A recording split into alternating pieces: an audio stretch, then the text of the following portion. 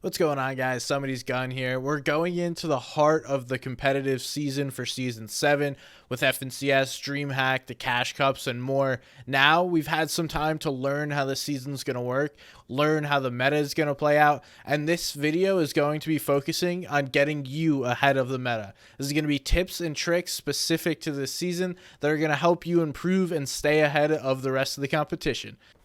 The first tip is going to be engaging with pre-edits. So you're going to have one member of your trio pre-edit a wall. You could do it in different pre-edits, but the big double tile edit is going to work most effectively. It stuns your opponent because they expect you or them to be building a wall. Instead, there's nothing there, nothing that they can quickly and easily remove, and your full trio is just full forcing into a box. Pre-edits are so strong right now, especially when getting into engagements or clearing layers. Now, here what I'm going to show you is Queasy out healing someone who is healing deep in Storm, doing the Cray strat. And what I want to point out to you is the importance of identifying chug cannons while you're playing in endgame.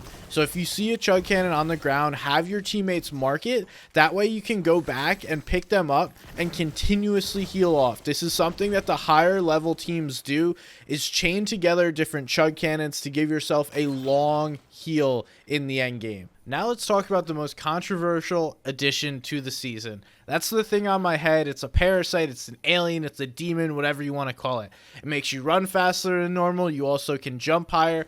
Now, unfortunately, you will still take fall damage if you jump and have it on your head, so it doesn't give you fall damage proof, but you still do run faster and jump higher. It's great for taking height. Now, a couple of notes. It will go away if you jump in water. It will also pop off if you jump in one of these balls. It doesn't go away if you get in a vehicle, so a boat or a car. You're able to get in both. And it will take away a chunk, so you can see on my HP bar there's that little purple thing. It takes away 25 HP in exchange for the additional speed and jump buffs. One of the cool things about this is not only does it help you run faster, but it also tanks damage. It gives you an extra 100 damage. Sometimes it's not super straightforward. Sometimes it tanks damage, sometimes it doesn't. We'll see if this bot is able to shoot me in the head. This thing has its own HP bar. It didn't tank it that time. It's not super consistent, but box to box, sometimes people will pump you in the face and you don't take damage because this thing's gonna eat it, which is really cool, but also really dumb at the same time. So I like to prioritize these in any kind of game mode because it's going to help you get a speed buff. It's also going to eat some shots, even if it's not 100% of the time. We could see there it just ate some shots.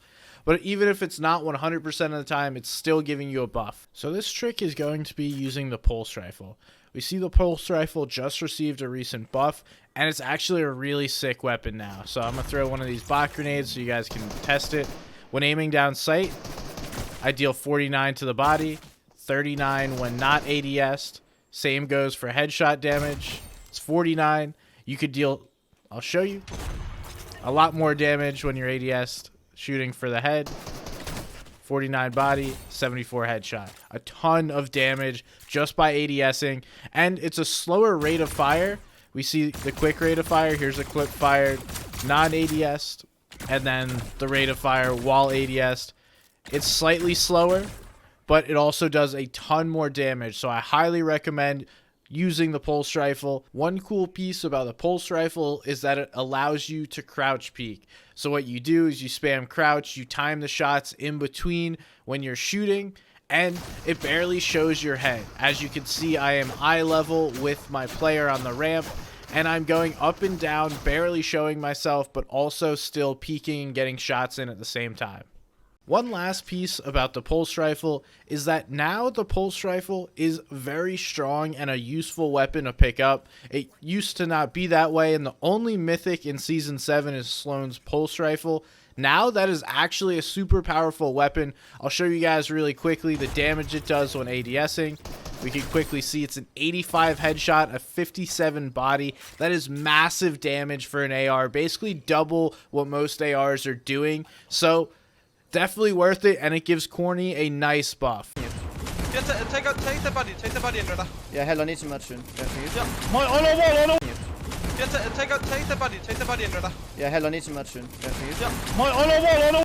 This may not seem big, but delivering the downed bodies to your tarper and allowing them to grab all the mats saves a ton of time and will keep you on the front side of Storm. Okay, for this one, we're going to be showing off the Inflatable. Some call it the cow. Most people just wind up using this for rotations, and it's pretty good for that, but there's a lot of other uses, especially as a shield, that's going to make this item super useful. The one I like to use it for most is using it as an engage and a shield strategy.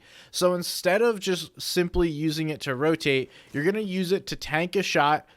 Most situations, it's best when it's going to be a shotgun shot because it eats the entire one. So we have this enemy here, right? I'm jumping in the box. If this wasn't a bot, they would break that.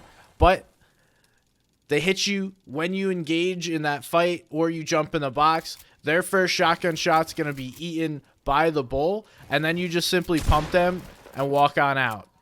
It's a great way to use this as a shield, and I think we're going to start to see more players using this here in the future. That's all I got for you guys. I hope you enjoyed the video. I know it's not a ton. It's a nice short and sweet video, but I wanted to throw a bunch of tips in there to help you, especially with FNCS coming up this weekend. So good luck. If you guys enjoyed the video, if you want me to do more of these, make sure to leave a comment down below. Let me know what tricks you think are working for this season and if I should make some more for next season and maybe even make multiple per season.